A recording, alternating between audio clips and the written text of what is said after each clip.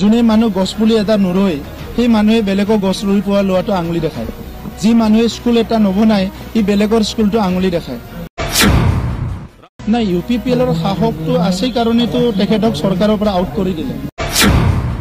BPF মডেলে শান্তি আনা নাই বিপিএফ মডেলৰ সময়ত হিংসা হৈছে সুইজাৰলেণ্ডত আপুনি যিবিলাক ৰঙা ৰঙা ফুল মানে আমি দেখিবলৈ পাওঁ মই কত ফৰেনত যোৱা নাই সুইজাৰলেণ্ড বুলি ক'লে ৰঙা গোলাপ কিবা গোলাপ দেখায় আমি গোটেই বিটিআৰটো আমি ফুলনি কৰি দিম না ইউপিপিএলৰ সাহসটো আছে কাৰণেতো তেখেতক চৰকাৰৰ পৰা আউট কৰি দিলে কিন্তু কিছুমান কথা হাগ্ৰামা মহিলাৰ চিন্তা কৰা মতে আমি নকৰো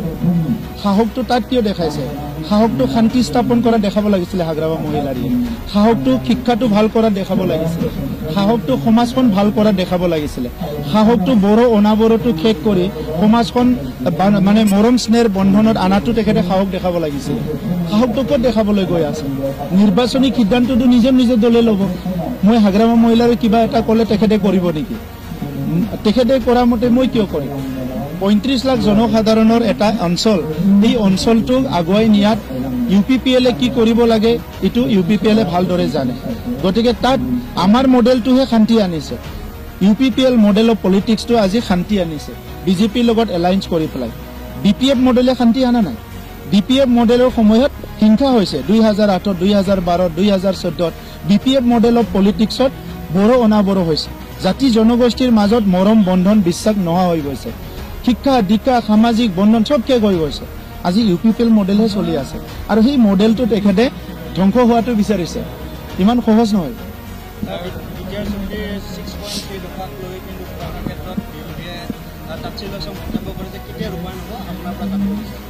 যোনে তাচ্ছিল্য কৰিছে সি কিবা কৰি দেখাওকচোন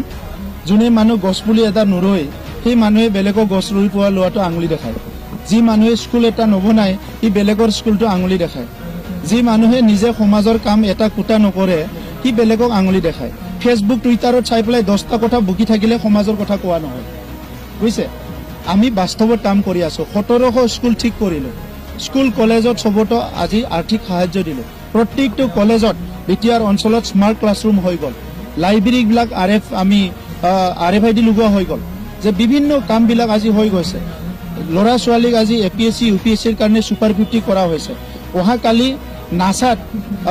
নহয় সৰি নাসাটো নেক্সট বছৰত এই বছৰত আমাৰ ইছৰত 10 জন লৰা ছোৱালী আমি পঠাই আছো আমাৰ সব জনগোষ্ঠীৰ লৰা ছোৱালী আজি স্পৰ্টছত দুৰান কাপ হৈ আছে এবাৰ তৃতীয়বাৰ হ'ব আমাৰ তাত এবাৰ সেমিফাইনাল হ'বলৈ গৈ আছে দুৰান কাপৰ 40টা সমষ্টিত 40টা অডিটৰিয়াম নিৰ্মাণ কৰিলো এতিয়ালৈকে 12টা